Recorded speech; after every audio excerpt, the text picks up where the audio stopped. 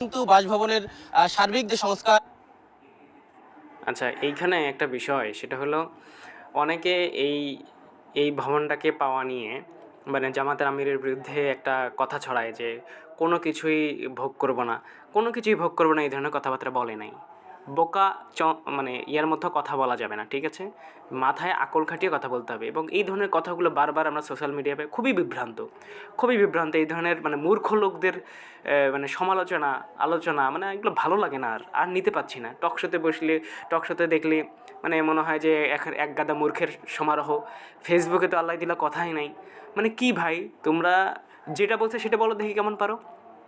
সরকারি কোনো প্লট গ্রহণ করবে না, মানে কি এটা সরকারি কোনো প্লট আর এই বাড়ি কি এক জিনিস? এটা কি জামাত আমিনকে লিখে দিবে?